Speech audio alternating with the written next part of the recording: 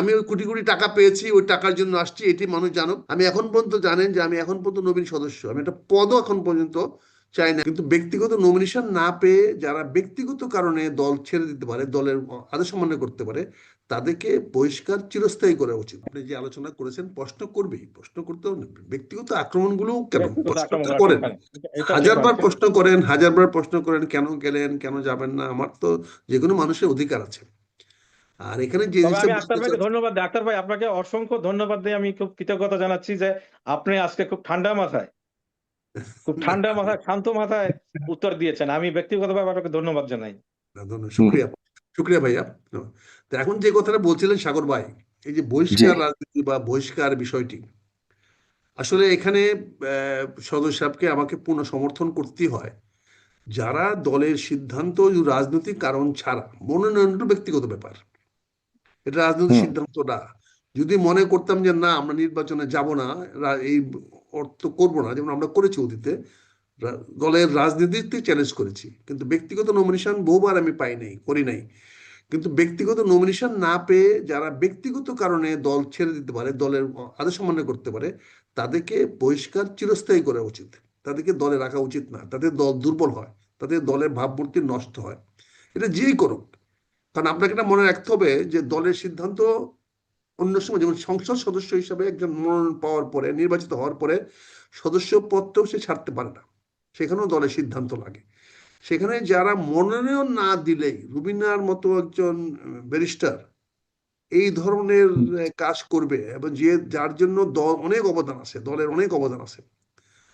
নীরবের কথা যদি বলেন, নীরব যদি বিএনপি না করতো, নীরবকে পাওয়া যেত না, নীরবের কোনো অস্তিত্ব ঢাকা শহরে থাকতো না। নীরবের ব্যক্তিগত কর্মকাণ্ড বা যা কিছু করে সবকিছু মিলে, কিন্তু নীরব কিন্তু বিএনপিকেই নিয়েই সে ঢাকা শহরে বিএনপির অনেক কিছু হয়েছে। তো সেই নীরব যদি আজকে নমিনেশন পায় নাই বলে গিয়ে তাকে দলে নমিনেশন চাইতে হবে। হ্যাঁ, আমি বলেছি যে 30 তারিখে বহিষ্কার করাটা দরকার ছিল না, এর একদিন দুদিন পরেও করা যেত। এটা আমি হুম প্রতিবাদ করেছি। 30 তারিখে দেশমাতা খালেদা জিয়া ইন্তেকাল করেছেন, সেদিন কি দরকার কাউকে বহিষ্কার করা? এটা আমি বলেছি যে এটা করা ঠিক হয় নাই, কিন্তু বহিষ্কার করাটা ঠিক হয়েছে। 30 তারিখটা ঠিক হয় নাই, কিন্তু বহিষ্কার করাটা যদি ছিল। এটা না হলে এরকম যে ব্যক্তিগত ইচ্ছায় যারা রাজনীতি করতে আসে, তাদের ব্যাপারে আমাদের সাবধান থাকতে হবে। সে যে যে দল করুক না কেন। আমার এই দলেও যদি আমি মনে করি যে আমি নমিনেশন, যেমন আমি আমার দলে যোগদান করেছি শর্ত দিয়ে, যেন আমি নির্বাচন করব না, আমি কোনো কিছু বিনিময়ে করব না। আমি এখন পর্যন্ত জানেন যে আমি এখন পর্যন্ত নবীন সদস্য, আমি একটা পদও এখন পর্যন্ত চাই না। আমি বলছি যে না, আমি পদ নিয়ে যদি করি তাহলে মনে হবে পদের বিনিময়ে আমি আসছি।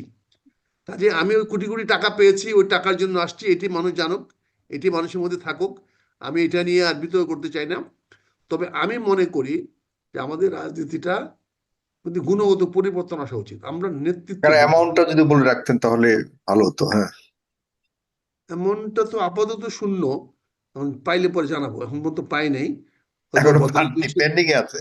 সিঙ্গাপুর আচ্ছা থেকে পাঠায়, ভদ্রলোক সিঙ্গাপুর থেকে পাঠায় দেয়, তাহলে অবশ্যই আমি ফিগারটা জানিয়ে দিব। আচ্ছা বুঝছেন না? হুম যাই হোক, যেহেতু হুম জানতে চাইলেন, তা আপাতত এখন পর্যন্ত শূন্য। বুঝছেন না? হুম যাই হোক, যে আচ্ছা কথাটা আমি বলছিলাম যে আমাদের এই রাজনীতিতে কিন্তু আমরা আমাদের নেতৃত্ব করি, মানুষ ফলো করবে আমাদেরকে। আমরা কিন্তু মানুষের ফলোয়ার না। হুম নেতা কিন্তু জনগণের ফলোয়ার না, জনগণ নেতার ফলোয়ার। যত বেশি জনগণ, যত বেশি অংশ একজন নেতার পিছে ফলো করবে, নেতার পিছনে কাতারবন্দি হবে, জনগণকে মানবে, সেই নেতাই তত বেশি সামনে এগিয়ে যাবে।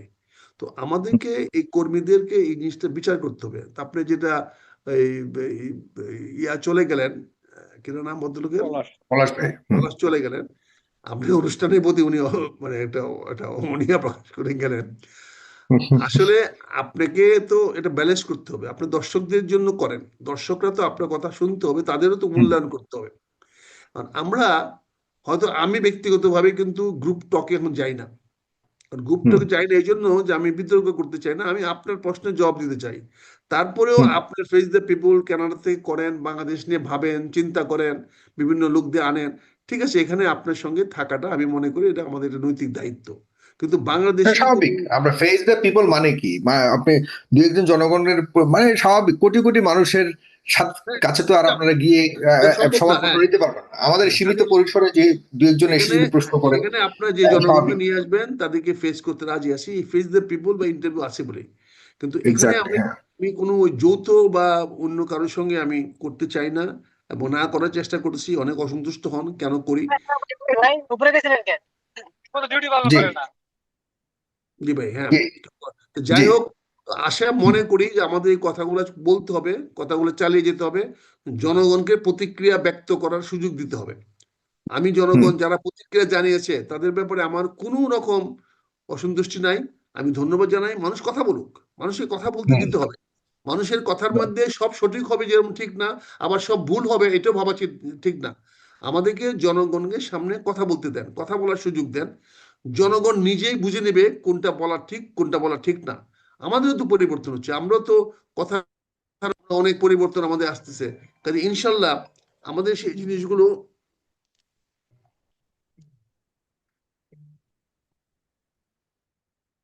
করবো, দেখবো, জানাবো। তবে যাই হোক, আপনার অনুষ্ঠানটি আজকে করেছেন, ধন্যবাদ আপনাকে। আমি হয়তো অনেকের প্রশ্নের জবাব সঠিকভাবে দিতে পারি নাই, তবে ইনশাল্লাহ আপনারা আসেন, দেখেন। আমরা চাই এটা সুষ্ঠু, অবাধ, গ্রহণযোগ্য নির্বাচন হোক। সেই নির্বাচন চ্যালেঞ্জিং হোক, লড়াই হোক, কিন্তু সেখানে যেন কোনো সন্ত্রাস, অন্য কোনো কিছু যেন সেখানে না করতে পারে। আমি ইসিকে ধন্যবাদ জানাবো, তারা এখন পর্যন্ত সঠিকভাবে আগাচ্ছেন। আগামী দিনগুলোতে যেন তারা সঠিক থাকেন এবং নির্বাচনটা যেন সুষ্ঠু হয়, জনগণের কাছে গ্রহণযোগ্য হয়, আশা করি। হুম আপনাকে অনেক অনেক ধন্যবাদ। আজকের মতো আপনাকেও ধন্যবাদ। Thank you. আপনাকেও ধন্যবাদ। প্রিয় দর্শক, আপনাদেরকেও ধন্যবাদ জানাচ্ছি।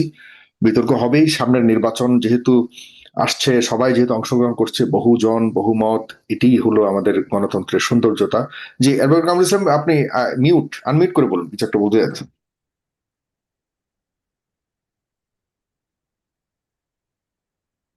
জি, আপনি মাইক্রোফোনের উপরে টাচ করে আনমিউট, হ্যাঁ বুঝতে এখন শোনা পারছেন? যাচ্ছে। জি জি দেখেন, আমি একজন মুক্তিযোদ্ধা হিসেবে সবসময় আমি মুক্তিযোদ্ধাদের সম্মান করি। আক্তার ভাইকে প্রচন্ড সম্মান করি। আমরা যখন ছাত্রদল করতাম তখন থেকে আমি আক্তার ভাইয়ের ফ্যান। তা আমি আশা করছি, প্রত্যাশা রাখছি যে আক্তার ভাইয়ের বর্তমান যে পলিটিক্যাল স্ট্যান্ড, হুম এই স্ট্যান্ডে আমার মনে হয় না উনি থাকবেন একজন মুক্তিযোদ্ধা হিসেবে। যে কোনো সময় আমরা আবার অন্য কোনো সুখবর পেতে পারি। এইটা আমার প্রত্যাশা একজন মুক্তিযোদ্ধার কাছে। বাকিটা আল্লাহ আল্লাহ জানেন। আক্তার ভাই আল্লাহ সুস্বাস্থ্য কামনা করছি। আল্লাহ মাফ করুক সুজন ভাই, ফজল ভাই, অনেক ধন্যবাদ আপনার প্রত্যাশার জন্য। অনেক অনেক শুক্রিয়া যে আপনি এখনো আমাকে প্রত্যাশা করেন আসার জন্য। জানি না আল্লাহ কি করবে, তো দোয়া করেন যেন সেরকম ইউটার্ন আর না হয় আমার জীবনে। অনেক ধন্যবাদ। ইউটার্ন বলছি না, হয়তোবা সাময়িক আপনার। আমি না, চাই যে একজন মুক্তিযোদ্ধার জায়গায় থাকুক। যে আমরা এটাই আছি, বলছি আমি। আমরা আছি, মুক্তিযুদ্ধের জায়গায় আছি। ইনশাল্লাহ এই দেশটা আমাদের সবার, বাংলাদেশটা আমাদের, আর বিরোধিতা নয়। আসেন সবাই মিলে আমরা একসঙ্গে দেশটাকে সামনে এগিয়ে নিয়ে যাই, সেই প্রত্যাশা থাকবে। ইনশাল্লাহ। আমি বিদায় হই। জি আমি থ্যাংক জি। ইউ।